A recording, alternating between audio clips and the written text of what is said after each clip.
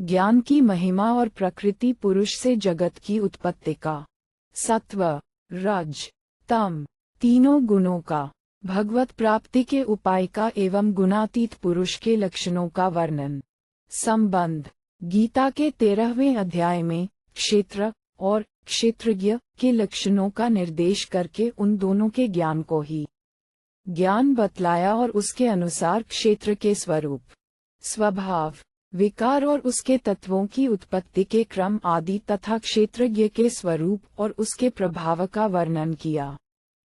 वहाँ 19वें श्लोक से प्रकृति पुरुष के नाम से प्रकरण आरंभ करके गुणों को प्रकृतिजन्य बतलाया और 21वें श्लोक में ये बात भी कही कि पुरुष के बार बार अच्छी बुरी योनियों में जन्म होने में गुणों का संग ही हेतु है। इससे गुणों के भिन्न भिन्न स्वरूप क्या हैं? ये जीवात्मा को कैसे शरीर में बांधते हैं? किस गुण के संग से किस योनि में जन्म होता है? गुणों से छूटने के उपाय क्या हैं? गुणों से छूटे हुए पुरुषों के लक्षण तथा आचरण कैसे होते हैं?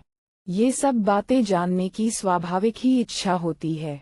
अतएव इसी विषय का स्पष्टीकरण करने के लिए इस 14वें अध्याय का आरंभ किया गया है। 13वें अध्याय में वर्णित ज्ञान को ही स्पष्ट करके 14वें अध्याय में विस्तार पूर्वक समझाते हैं। श्री भगवान बोले, ज्ञानों में भी अति उत्तम उस परम ज्ञान को मैं फिर कहूँगा, जिसको जानकर सब मुनिजन इस संसार से मुक्त होकर परम सिद्धि को प्राप्त हो गए हैं। 2:1 इस ज्ञान को आश्रय करके 4 अर्थात धारण करके मेरे स्वरूप को प्राप्त हुए पुरुष सृष्टि के आदि में पुनः उत्पन्न नहीं होते और प्रलय काल में भी व्याकुल नहीं होते। 5 हे अर्जुन, मेरी महत ब्रह्मरूप मूल प्रकृति संपूर्ण भूतों की योनि है, अर्थात गर्भाधान का स्थान है। 6 और मैं उस योनि में चेतन समुदाय रूप गर्भ को स्थापन करता हूँ। 7 उस जड़ चेतन के संयोग से सब भूतों की उत्पत्ति होती है। 8 हे अर्जुन, नाना प्रकार की सब योनियों में जितनी मूर्तियां अर्थात शरीरधारी प्राणी उत्पन्न होते हैं, एक प्रकृति तो उन सब की गर्भ धारण करने वाली माता है और मैं बीज को स्थापन करने वाला पिता हूँ। 2:4 संबंध। जीवों के नाना प्रकार की योनियों में जन्म लेने की बात तो 4थे श्लोक तक कही गई, किंतु वहाँ गुणों की कोई बात नहीं आई।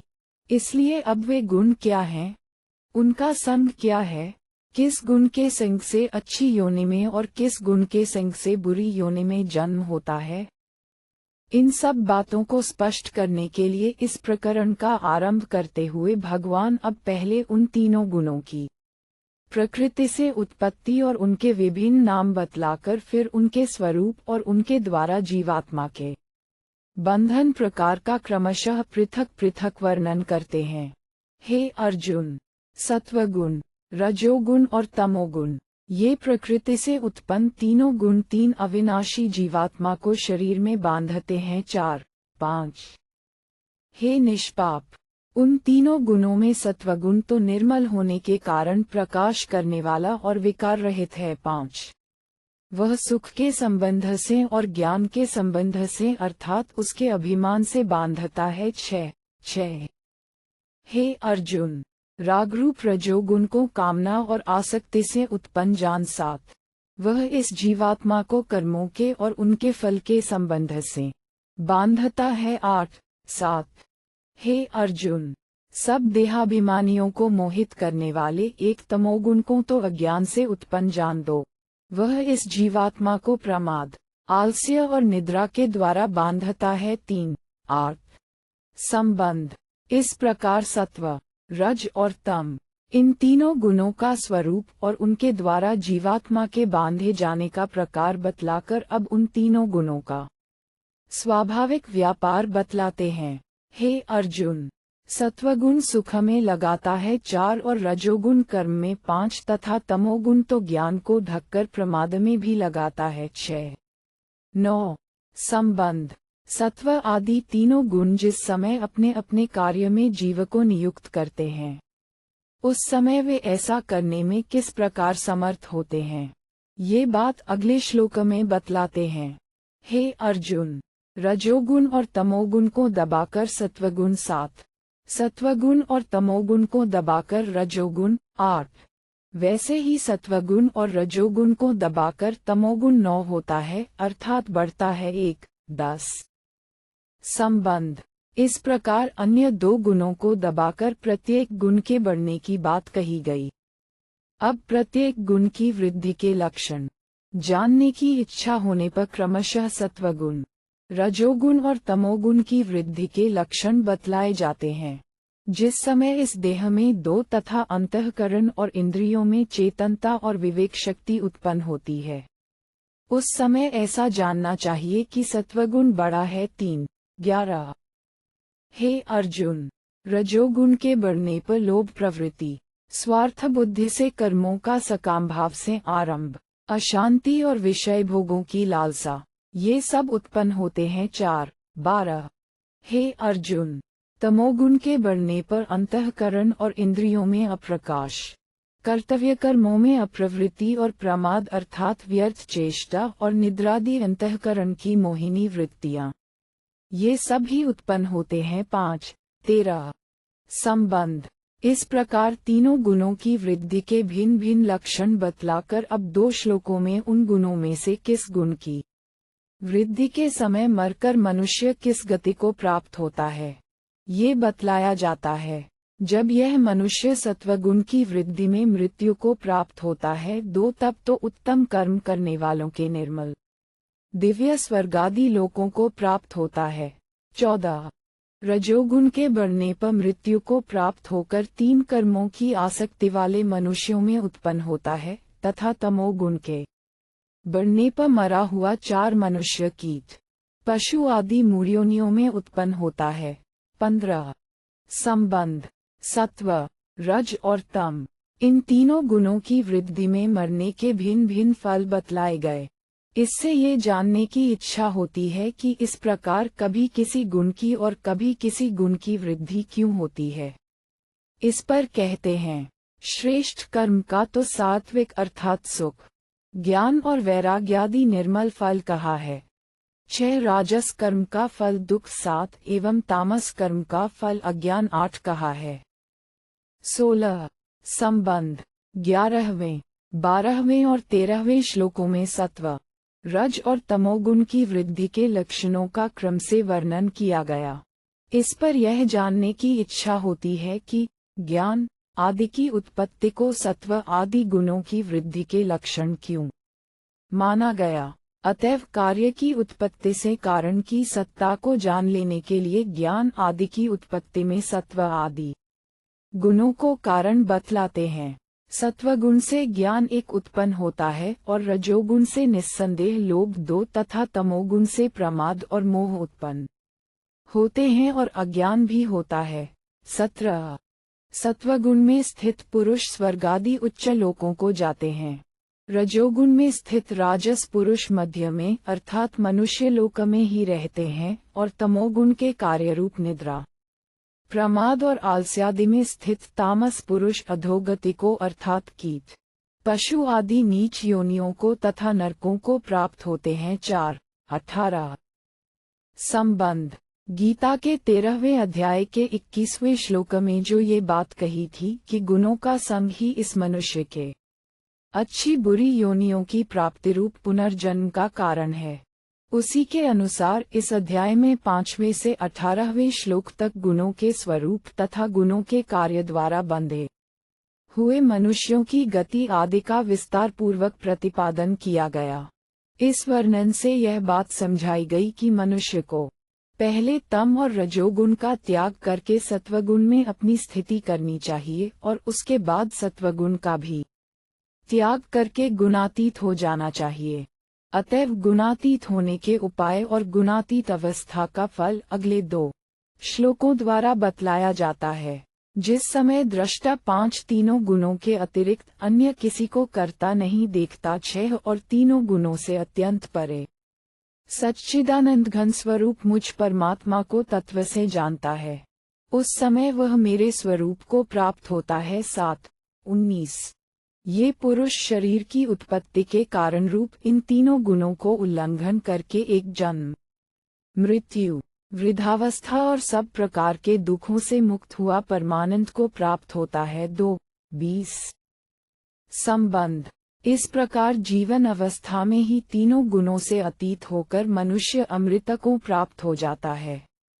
इस रहस्ययुक्त बात को सुनकर गुणातीत पुरुष के लक्षण, आचरण और गुणातीत बनने के उपाय जानने की इच्छा से अर्जुन पूछते हैं।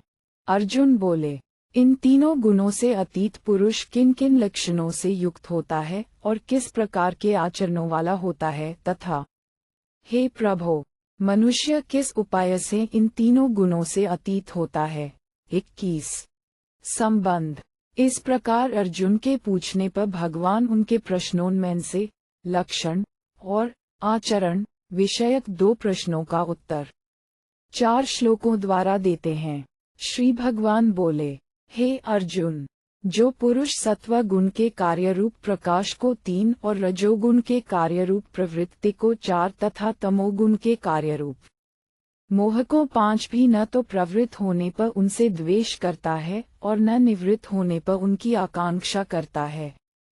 22 जो साक्षी के सदृश स्थित हुआ गुणों के द्वारा विचलित नहीं किया जा सकता, 2 और गुण ही गुणों में बरतते हैं, ऐसा समझता हुआ जो सच्चिदानंद घन परमात्मा में एक ही भाव से स्थित रहता है, 3 एवं उस स्थिति से कभी विचलित नहीं होता। 4:23 जो निरंतर आत्मभाव में स्थित, दुख सुख को समान समझने वाला, 5 मिट्टी पत्थर और स्वर्ण में समान भाव वाला, ज्ञानी, प्रिय तथा अप्रिय को एक सा मानने वाला, 6 और अपनी निंदा स्तुति में भी समान भाव वाला है। 7:24 जो मान और अपमान में सम है, एक मित्र और वैरी के पक्ष में भी सम है, 2 एवं संपूर्ण आरंभों में कर्तापन के अभिमान से रहित है, वह पुरुष गुणातीत कहा जाता है। 3 संबंध।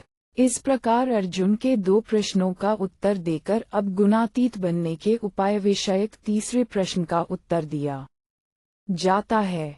यद्यपि इस अध्याय के 19वें श्लोक में भगवान ने गुणातीत बनने का उपाय अपने को अकर्ता समझकर निर्गुण निराकार सच्चिदानंद घन ब्रह्म में नित्य निरंतर स्थित रहना बतला दिया था, एवं उपर्युक्त 4 श्लोकों में गुणातीत के जिन लक्षण और आचरणों का वर्णन किया गया है, उनको आदर्श मानकर धारण करने का अभ्यास भी गुणातीत बनने का उपाय माना जाता है।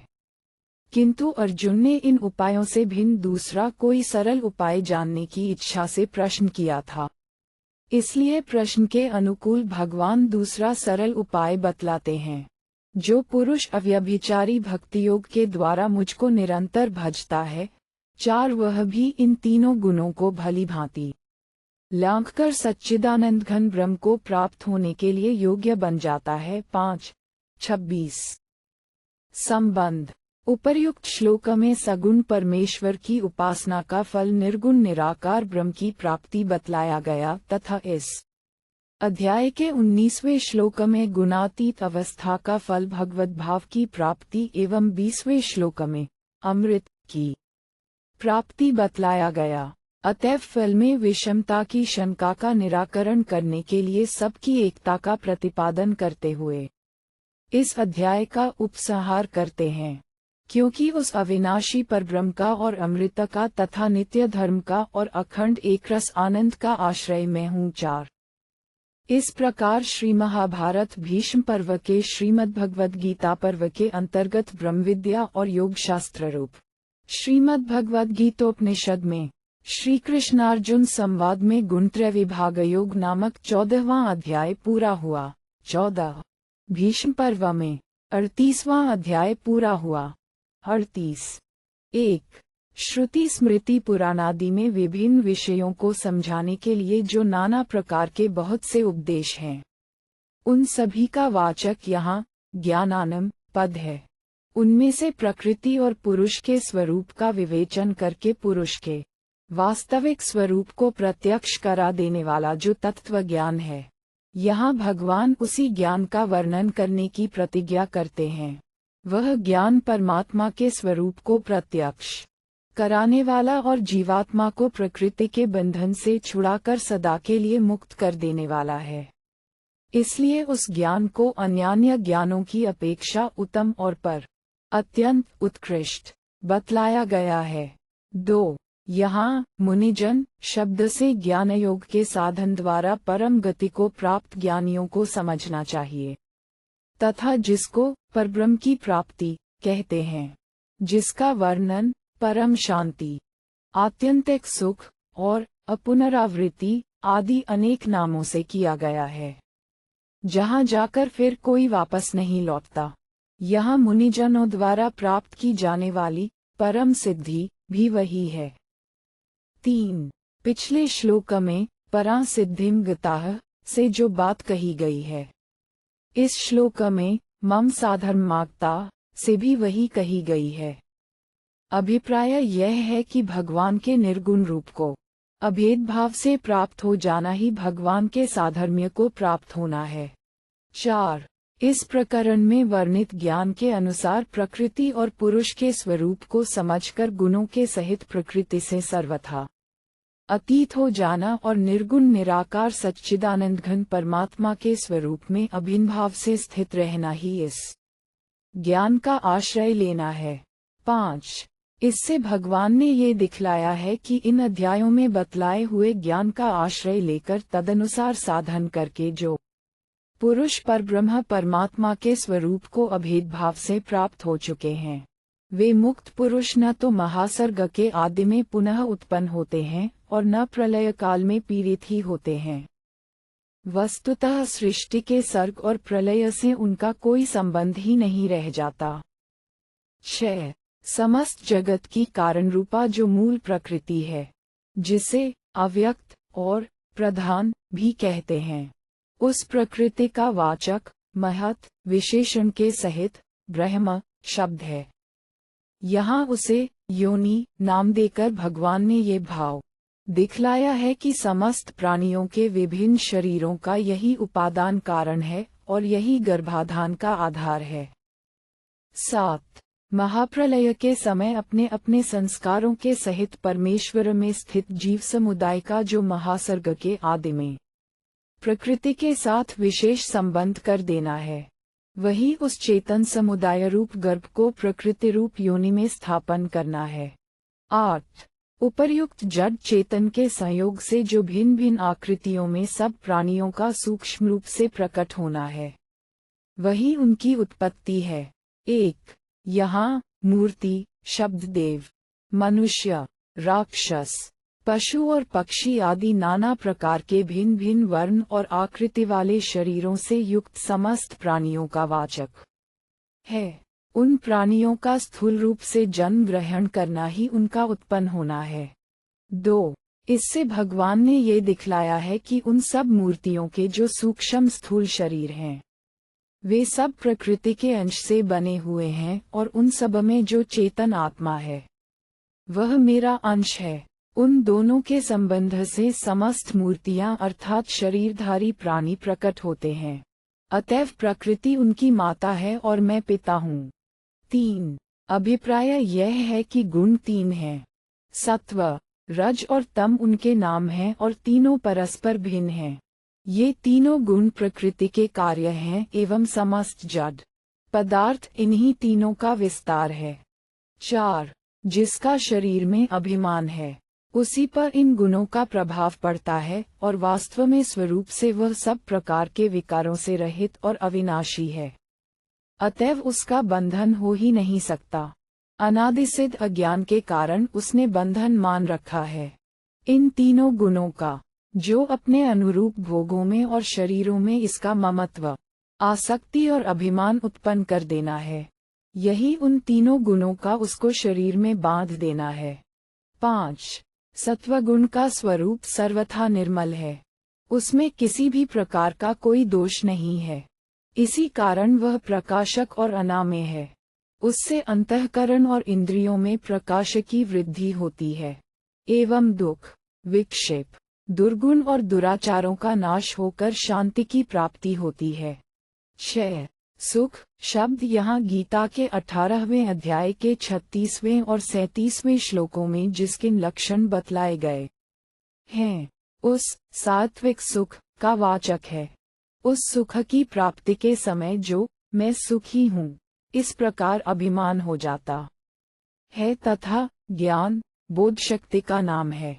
उसके प्रकट होने पर जो उसमें मैं ज्ञानी हूँ ऐसा अभिमान हो जाता है, वह उसे गुणातीत अवस्था से वंचित रख देता है। अतः यही सत्वगुण का जीवात्मा को सुख और ज्ञान के संग से बांधना है। 7. कामना और आसक्ति से रजोगुण बढ़ता है तथा रजोगुण से कामना और आसक्ति बढ़ती है। इनका परस्पर बीज और वृक्ष की भांति अन्योन्याश्रय संबंध है। इनमें रजोगुण बीज स्थानीय और कामना आसक्ति आदि वृक्ष स्थानीय हैं। बीज वृक्ष से ही उत्पन्न होता है, तथापि वृक्ष का कारण भी बीज ही है। इसी बात को स्पष्ट करने के लिए कहीं रजोगुण से कामनादि की उत्पत्ति और कहीं कामनादि से रजोगुण की उत्पत्ति बतलाई गई है। 8. इन सब कर्मों को मैं करता हूँ। कर्मों में कर्तापन के इस अभिमान पूर्वक मुझे इसका अमुक फल मिलेगा, ऐसा मानकर कर्मों के और उनके फलों के साथ अपना संबंध स्थापित कर लेने का नाम कर्मसंग है। इसके द्वारा रजोगुण का जो इस जीवात्मा को जन्म मृत्यु रूप संसार में फंसाए रखना है, वही उसका कर्मसंग के द्वारा जीवात्मा को बांधना है। 1. अंतःकरण और इंद्रियों में ज्ञान शक्ति का अभाव करके उनमें मोह उत्पन्न कर देना ही तमोगुण का सब देहाभिमानियों को मोहित करना है। 2. इस अध्याय के 17वें श्लोक में तो अज्ञान की उत्पत्ति तमोगुण से बतलाई है और यहाँ तमोगुण को अज्ञान से उत्पन्न बतलाया गया। इसका अभिप्राय यह है कि तमोगुण से अज्ञान बढ़ता है और अज्ञान से तमोगुण बढ़ता है। इन दोनों में भी बीज और वृक्ष की भांति अन्योन्याश्रय संबंध है। अज्ञान बीज स्थानीय है और तमोगुण वृक्ष स्थानीय है। 3. अंतःकरण और इंद्रियों की व्यर्थ चेष्टा का एवं शास्त्र विहित कर्तव्य पालन में अवहेलना का नाम प्रमाद है। कर्तव्य कर्मों में अप्रवृत्ति रूप निरुयमता का नाम आलस्य है। तंद्रा, स्वप्न और सुषुप्ति, इन सब का नाम निद्रा है। इन सब के द्वारा जो तमोगुण का इस जीवात्मा को मुक्ति के साधन से वंचित रखकर जन्म मृत्यु रूप संसार में फंसाए रखना है, यही उसका प्रमाद आलस्य और निद्रा के द्वारा जीवात्मा को बांधना है। 4. सुख शब्द यहाँ सात्विक सुख का वाचक है। गीता 18:36, 37 और सत्वगुण का जो इस मनुष्य को सांसारिक भोगों और चेष्टाओं से तथा प्रमाद आलस्य और निद्रा से हटाकर आत्मचिंतन आदि के द्वारा सात्विक सुख से संयुक्त कर देना है, यही उसको सुख में लगाना है। 5. कर्म शब्द यहाँ इस लोक और परलोक के भोग रूप फल देने वाले शास्त्र विहित सकौम कर्मों का वाचक है। नाना प्रकार के भोगों की इच्छा उत्पन्न करके उनकी प्राप्ति के लिए उन कर्मों में मनुष्य को प्रवृत्त कर देना ही रजोगुण का मनुष्य को उन कर्मों में लगाना है। 6. जब तमोगुण बढ़ता है तब वह कभी तो मनुष्य की कर्तव्य अकर्तव्य का निर्णय करने वाली विवेक शक्ति को नष्ट कर देता है और कभी अंतःकरण और इंद्रियों की चेतना को नष्ट करके निद्रा की वृत्ति उत्पन्न कर देता है। यही उसका मनुष्य के ज्ञान को आच्छादित करना है और कर्तव्य पालन में अवहेलना करा के व्यर्थ चेष्टाओं में नियुक्त कर देना प्रमाद में लगाना है। 7. रजोगुण के कार्य लोभ प्रवृत्ति और भोग वासनादि तथा तमोगुण के कार्य निद्रा आलस्य और प्रमाद आदि को दबाकर जो सत्वगुण का ज्ञान प्रकाश और सुख आदि को उत्पन्न कर देना है, यही रजोगुण और तमोगुण को दबाकर सत्वगुण का बढ़ जाना है। 8. जिस समय सत्वगुण और तमोगुण की प्रवृत्ति को रोककर रजोगुण अपना कार्य आरंभ करता है, उस समय शरीर इंद्रिय और अंतःकरण में चंचलता अशांति लोभ भोगवासना और नाना प्रकार के कर्मों में प्रवृत्त होने की उत्कट इच्छा उत्पन्न हो जाती है। यही सत्वगुण और तमोगुण को दबाकर रजोगुण का बढ़ जाना है। 9. जिस समय सत्वगुण और रजोगुण की प्रवृत्ति को रोककर तमोगुण अपना कार्य आरंभ करता है, उस समय शरीर इंद्रियां और अंतःकरण में मोह आदि बढ़ जाते हैं और प्रमाद में प्रवृत्ति हो जाती है। वृत्तियां विवेक शून्य हो जाती हैं। यही सत्वगुण और रजोगुण को दबाकर तमोगुण का बढ़ना है। 1. गुणों की वृद्धि में निम्नलिखित 10 हेतु श्रीमद् भागवत में बतलाए हैं। आगमोपह प्रजा देशः कालः कर्म च जन्म च ध्यान मंत्रोत संस्कारो दिशैते गुण हेत्वः। 11, 13, 4 शास्त्र, जल, संतान, देश, काल, कर्म, जन्म, चिंतन, मंत्र और संस्कार, ये 10 गुणों के हेतु हैं, अर्थात गुणों को बढ़ाने वाले हैं। अभिप्राय यह है कि उपर्युक्त पदार्थ जिस गुण से युक्त होते हैं उनका संग उसी गुण को बढ़ा देता है। 2. अभिप्राय यह है कि सत्वगुण की वृद्धि का अवसर मनुष्य शरीर में ही मिल सकता है और इसी शरीर में सत्वगुण की सहायता पाकर मनुष्य मुक्ति लाभ कर सकता है। दूसरी योनियों में ऐसा अधिकार नहीं है। 3. शरीर में चेतनता, हल्कापन तथा इंद्रिय और अंतःकरण में निर्मलता और चेतना की अधिकता हो जाना ही प्रकाश का उत्पन्न होना है एवं सत्य असत्य तथा कर्तव्य अकर्तव्य का निर्णय करने वाली विवेक शक्ति का जागृत हो जाना ज्ञान का उत्पन्न होना है। जिस समय प्रकाश और ज्ञान इन दोनों का प्रादुर्भाव होता है उस समय अपने आप ही संसार में वैराग्य होकर मन में उपरति और सुख शांति की बाढ़ सी आ जाती है तथा राग द्वेष, दुख शोक, चिंता, भय, चंचलता, निद्रा, आलस्य और प्रमाद आदि का अभाव सा हो जाता है। उस समय मनुष्य को सावधान होकर अपना मन भजन ध्यान में लगाने की चेष्टा करनी चाहिए, तभी सत्वगुण की प्रवृत्ति अधिक समय ठहर सकती है। अन्यथा उसकी अवहेलना कर देने से शीघ्र ही तमोगुण या रजोगुण उसे दबाकर अपना कार्य आरंभ कर सकते हैं। 4. जिसके कारण मनुष्य प्रतिक्षण धन की वृद्धि के उपाय सोचता रहता है। धन के व्यय करने का समुचित अवसर प्राप्त होने पर भी उसका त्याग नहीं करता एवं धनोपार्जन के समय कर्तव्य अकर्तव्य का विवेचन छोड़कर दूसरे के स्वत्व पर भी अधिकार जमाने की इच्छा या चेष्टा करने लगता है। उस धन की लालसा का नाम लोभ है। नाना प्रकार के कर्म करने के लिए मानसिक भावों का जागृत होना प्रवृत्ति है। उन कर्मों को सकाम भाव से करने लगना उनका आरंभ है। मन की चंचलता का नाम अशांति है और किसी भी प्रकार के सांसारिक पदार्थों को अपने लिए आवश्यक मानना स्पृहा है। रजोगुण की वृद्धि के समय इन लोभ आदि भावों का प्रादुर्भाव होना ही उनका उत्पन्न हो जाना है। 5. मनुष्य के इंद्रिय और अंतःकरण में दीप्ति का अभाव हो जाना ही अप्रकाश का उत्पन्न होना है। कोई भी कर्म अच्छा नहीं लगना, केवल पड़े रहकर ही समय बिताने की इच्छा होना, ये अप्रवृत्ति का उत्पन्न होना है। शरीर और इंद्रियों द्वारा व्यर्थ चेष्टा करते रहना और कर्तव्य कर्म में अवहेलना करना, ये प्रमाद का उत्पन्न होना है। मन का मोहित हो जाना, किसी बात की स्मृति न रहना, तंद्रा, स्वप्न या सुषुप्ति अवस्था का प्राप्त हो जाना, विवेक शक्ति का अभाव हो जाना, किसी विषय को समझने की शक्ति का न रहना, यही सब मोह का उत्पन्न होना है। ये सब लक्षण तमोगुण की वृद्धि के समय उत्पन्न होते हैं।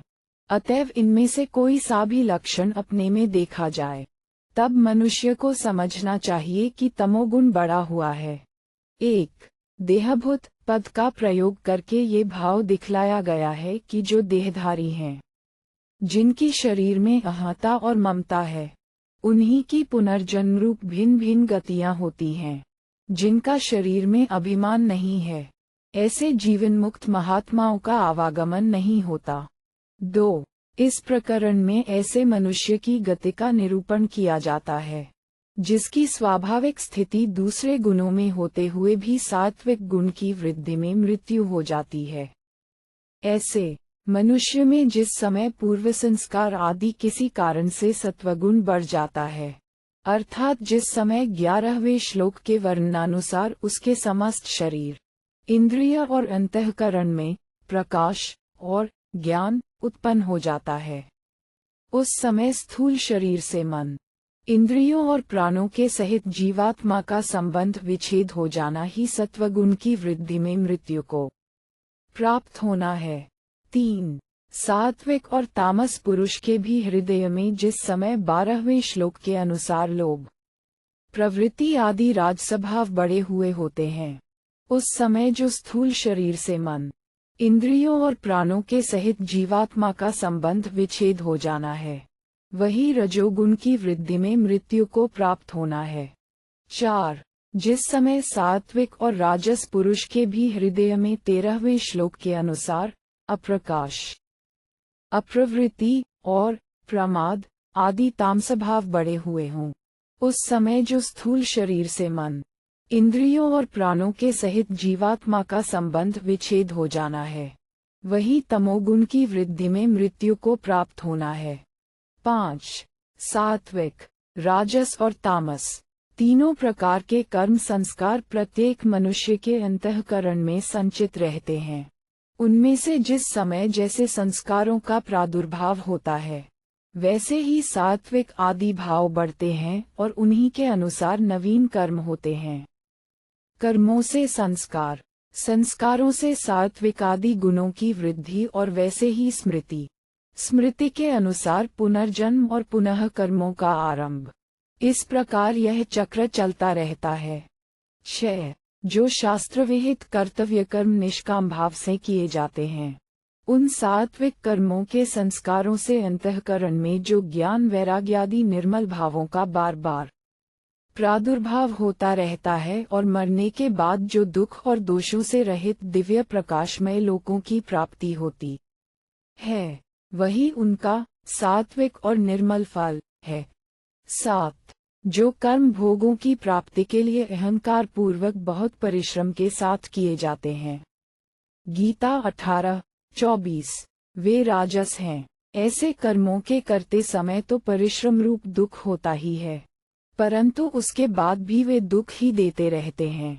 उनके संस्कारों से अंतःकरण में बार बार भोग, कामना, लोभ और प्रवृत्ति आदि राजस्वभाव स्फुरित होते हैं, जिनसे मन विक्षिप्त होकर अशांति और दुखों से भर जाता है। उन कर्मों के फलस्वरूप जो भोग प्राप्त होते हैं, वे भी अज्ञान से सुखरूप दिखने पर भी वस्तुतः दुखरूप ही होते हैं और फल भोगने के लिए जो बार बार जन्म मरण के चक्र में पड़े रहना पड़ता है, वह तो महान दुख है ही। 8. जो कर्म बिना सोचे समझे मूर्खतावश किए जाते हैं और जिनमें हिंसा आदि दोष भरे रहते हैं, गीता 18:25, वे तामस हैं।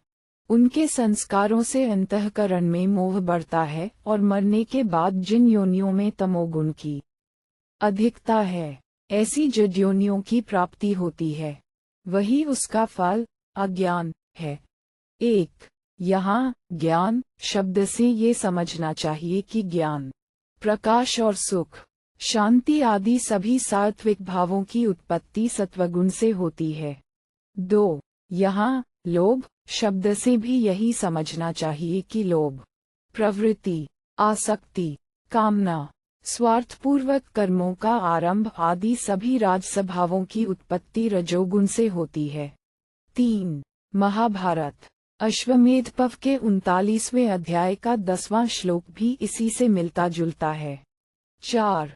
14वें और 15वें श्लोकों में तो दूसरे गुणों में स्वाभाविक स्थिति के होते हुए भी मरण काल में जिस गुण की वृद्धि में मृत्यु होती है, उसी के अनुसार गति होने की बात कही गई है, और यहाँ जिनकी स्वाभाविक स्थायी स्थिति सत्वादी गुणों में है, उनकी गति के भेद का वर्णन किया गया है।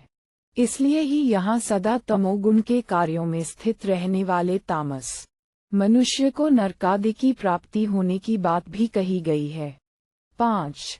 मनुष्य स्वाभाविक तो अपने को शरीरधारी समझकर कर्ता और भोक्ता बना रहता है, परंतु जिस समय शास्त्र और आचार्य के उपदेश द्वारा विवेक प्राप्त करके वह अपने को दृष्टा समझने लग जाता है, उस समय का वर्णन यहाँ किया जाता है।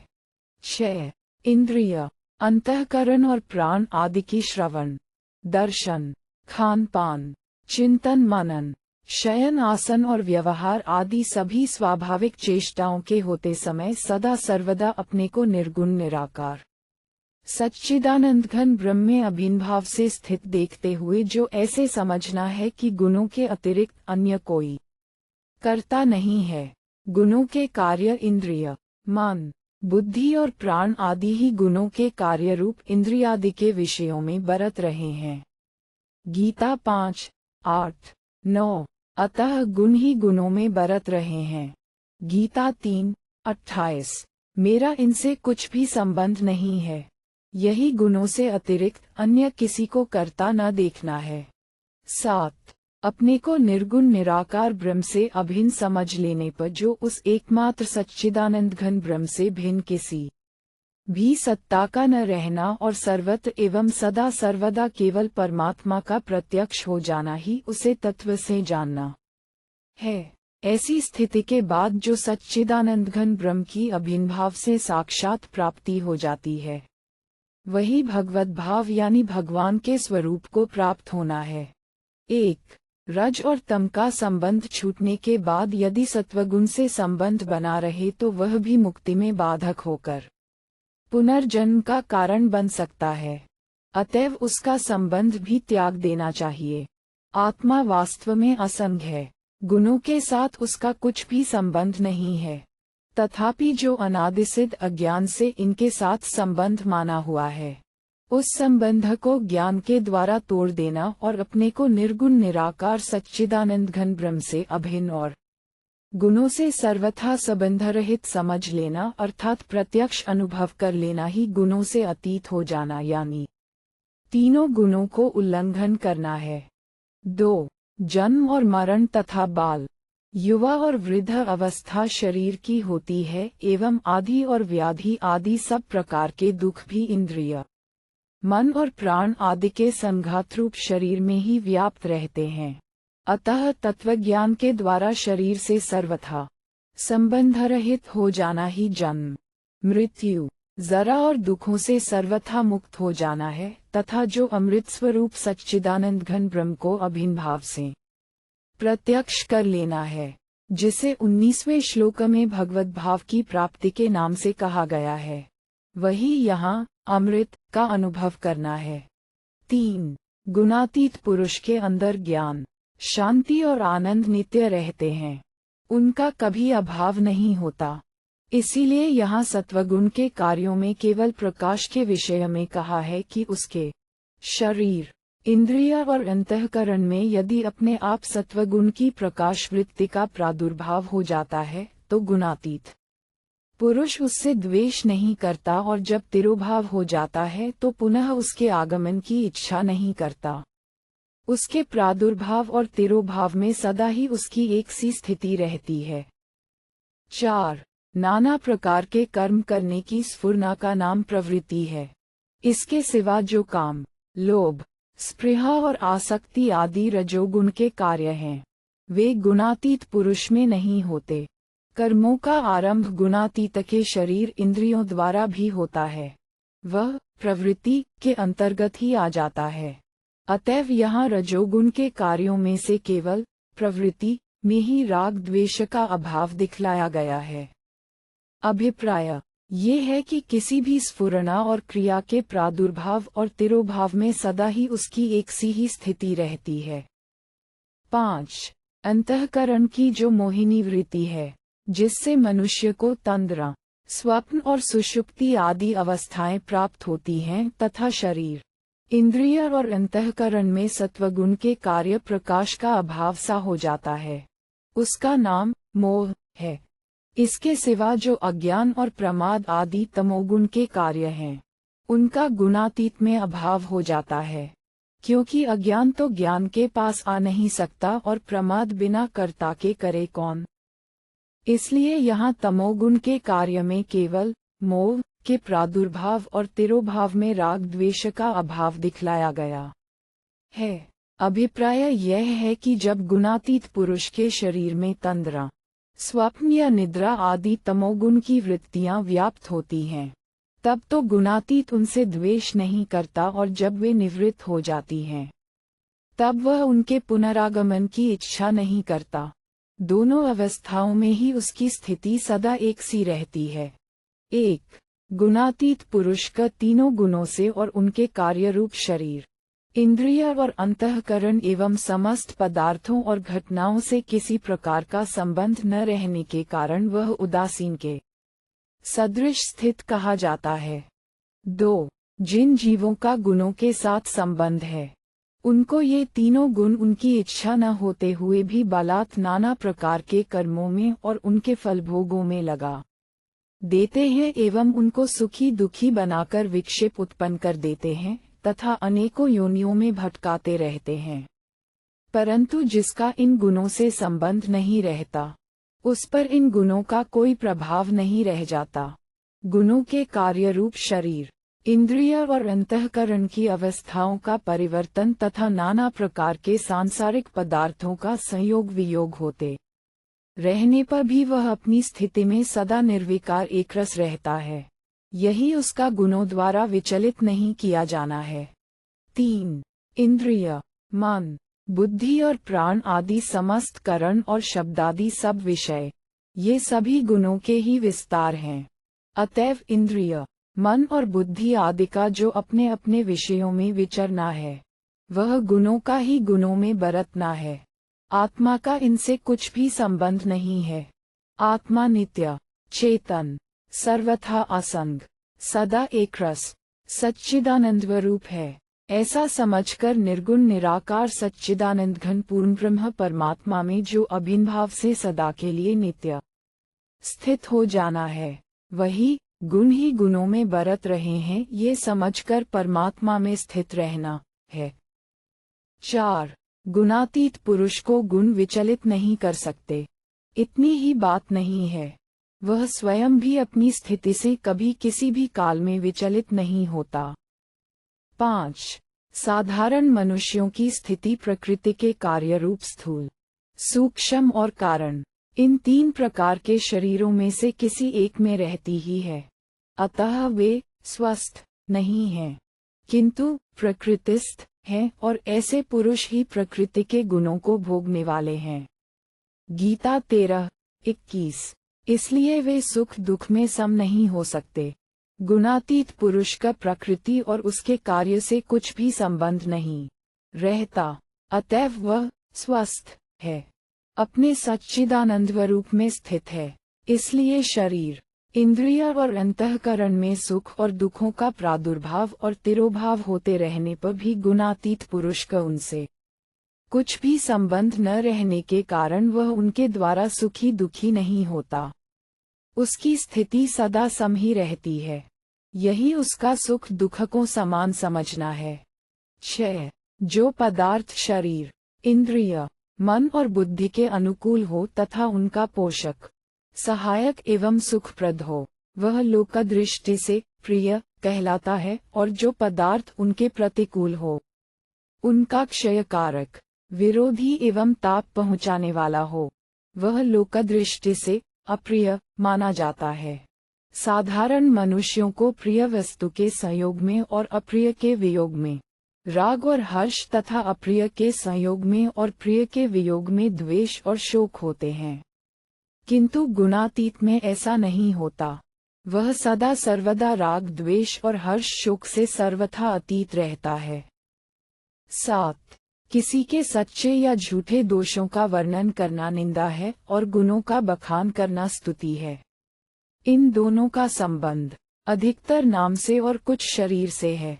गुणातीत पुरुष का शरीर और उसके नाम से किंचिमात्र भी संबंध न रहने के कारण उसे निंदा या स्तुति के कारण शोक या हर्ष कुछ भी नहीं होता।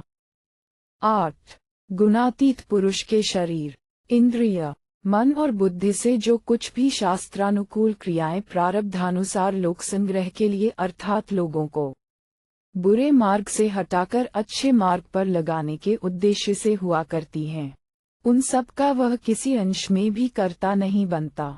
यही भाव दिखलाने के लिए उसे सर्वारंभ परित्यागी कहा है। 1 मान और अपमान का संबंध अधिकतर शरीर से है। अतः जिनका शरीर में अभिमान है, वे संसारी मनुष्य मान में राग और अपमान में द्वेष करते हैं। इससे उनको मान में हर्ष और अपमान में शोक होता है तथा वे मान करने वाले के साथ प्रेम और अपमान करने वाले से वैर भी करते हैं। परंतु गुणातीत पुरुष का शरीर से कुछ भी संबंध न रहने के कारण न तो शरीर का मान होने से उसे हर्ष होता है और न अपमान होने से शोक ही होता है। उसकी दृष्टि में जिसका मानापमान होता है, जिसके द्वारा होता है एवं जो मान अपमान रूप कार्य है, ये सभी मायिक और स्वप्नवत हैं। अतएव मान अपमान से उसमें किंचिमात्र भी राग द्वेष और हर्ष शोक नहीं होते। यही उसका मान और अपमान में सम रहना है। 2. यद्यपि गुणातीत पुरुष का अपनी ओर से किसी भी प्राणी में मित्र या शत्रु भाव नहीं होता, इसलिए उसकी दृष्टि में कोई मित्र अथवा वैरी नहीं है, तथापि लोग अपनी भावना के अनुसार उसमें मित्र और शत्रु भाव की कल्पना कर लेते हैं, किंतु वह दोनों पक्ष वालों में संभाव रखता है। उसके द्वारा बिना राग द्वेष के ही संभाव से सबके हित की चेष्टा हुआ करती है।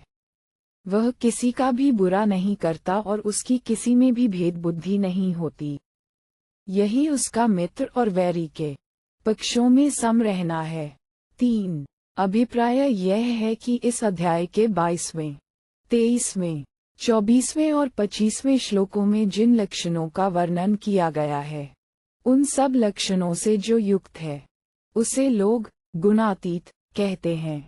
यही गुणातीत पुरुष की पहचान के चिन्ह हैं और यही उसका आचार व्यवहार है। अतएव जब तक अंतःकरण में राम द्वेष, विषमता, हर्ष शोक, अविद्या और अभिमान लेशमात्र भी रहे, तब तक साधक को समझना चाहिए कि अभी गुणातीत अवस्था नहीं प्राप्त हुई है। 4. केवल मात्र एक परमेश्वर ही सर्वश्रेष्ठ हैं। वे ही हमारे स्वामी, शरण लेने योग्य, परम गति और परम आश्रय तथा माता पिता, भाई बंधु, परम हितकारी और सर्वस्व हैं। उनके अतिरिक्त हमारा कोई नहीं है। ऐसा समझकर उनमें जो स्वार्थ रहित अतिशय श्रद्धापूर्वक अनन्य प्रेम है, अर्थात जिस प्रेम में स्वार्थ, अभिमान और व्यभिचार का जरा भी दोष न हो, जो सर्वथा और सर्वदा पूर्ण और अटल रहे, जिसका तनिक सा अंश भी भगवान से भिन्न वस्तु के प्रति न हो और जिसके कारण क्षण मात्र की भी भगवान की विस्मृति असह्य हो जाए, उस अनन्य प्रेम का नाम अव्यभिचारी भक्तियोग है। ऐसे भक्तियोग के द्वारा जो निरंतर भगवान के गुण, प्रभाव और लीलाओं का श्रवण कीर्तन मनन, उनके नामों का उच्चारण, जप तथा उनके स्वरूप का चिंतन आदि करते रहना है, एवं मन, बुद्धि और शरीर आदि को तथा समस्त पदार्थों को भगवान का ही समझकर निष्काम भाव से अपने को केवल निमित्त मात्र समझते हुए उनके आज्ञानुसार उन्हीं की सेवा रूप में समस्त क्रियाओं को उन्हीं के लिए करते रहना है। यही अव्यभिचारी भक्ति योग के द्वारा भगवान को निरंतर भजना है। 5. गुणातीत होने के साथ ही मनुष्य ब्रह्मभावकों अर्थात जो निर्गुण निराकार सच्चिदानंद पूर्ण ब्रह्म है, जिसको पा लेने के बाद कुछ भी पाना बाकी नहीं रहता, उसको अभिन्न भाव से प्राप्त करने के योग्य बन जाता है और तत्काल ही उसे ब्रह्म की प्राप्ति हो जाती है। 1. ब्रह्म की प्रतिष्ठा में हूँ। इस कथन से भगवान ने यहाँ यह अभिप्राय व्यक्त किया है कि वह बहम मुझ सगुण परमेश्वर से भिन्न नहीं है और मैं उससे भिन्न नहीं हूँ, अर्थात मैं और ब्रह्म दो वस्तु नहीं है, एक ही तत्व है। अतएव पिछले श्लोक में जो ब्रह्म की प्राप्ति बतलाई गई है, वह मेरी ही प्राप्ति है, क्योंकि वास्तव में एक परब्रह्म परमात्मा के ही अधिकारी भेद से उपासना के लिए भिन्न भिन्न रूप बतलाए गए हैं। उनमें से परमात्मा का जो मायातीत, अचित्य, मन वाणी का अविषय, निर्गुण स्वरूप है, वह तो एक ही है, परंतु सगुण रूप के साकार और निराकार, ऐसे दो भेद हैं। जिस स्वरूप से ये सारा जगत व्याप्त है, जो सबका आश्रय है, अपनी अचित्य शक्ति से सबका धारण पोषण करता है, वह तो भगवान का सगुण अव्यक्त निराकार रूप है। श्री शिव, श्री विष्णु एवं श्री राम, श्री कृष्ण आदि भगवान के साकार रूप हैं तथा ये सारा जगत भगवान का साकार विराट स्वरूप है। 2. अमृतस्य पद भी जिसको पाकर मनुष्य अमर हो जाता है, अर्थात जन्म मृत्यु रूप संसार से सदा के लिए छूट जाता है, उस ब्रह्म का ही वाचक है। उसकी प्रतिष्ठा अपने को बतलाकर भगवान ने ये दिखलाया है कि वह अमृत भी मैं ही हूँ। अतएव इस अध्याय के 20वें श्लोक में और गीता के 13वें अध्याय के 12वें श्लोक में जो अमृत की प्राप्ति बतलाई गई है वह मेरी ही प्राप्ति है। 3.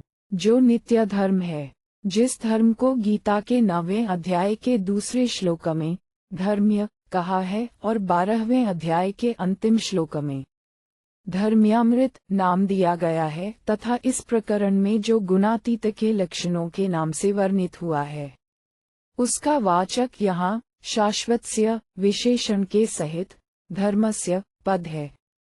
ऐसे धर्म की प्रतिष्ठा अपने को बतलाकर भगवान ने ये भाव दिखलाया है कि वह मेरी प्राप्ति का साधन होने के कारण मेरा ही स्वरूप है, क्योंकि इस धर्म का आचरण करने वाला किसी अन्य फल को न पाकर मुझको ही प्राप्त होता है।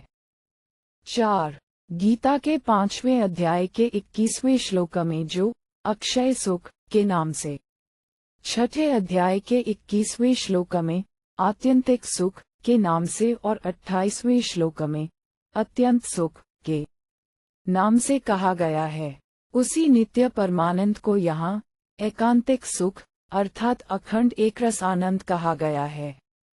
उसका आश्रय प्रतिष्ठा अपने को बतलाकर भगवान ने ये भाव दिखलाया है कि वह नित्य परमानंद मेरा ही स्वरूप है, मुझसे भिन्न कोई अन्य वस्तु नहीं है, अतः उसकी प्राप्ति मेरी ही प्राप्ति है।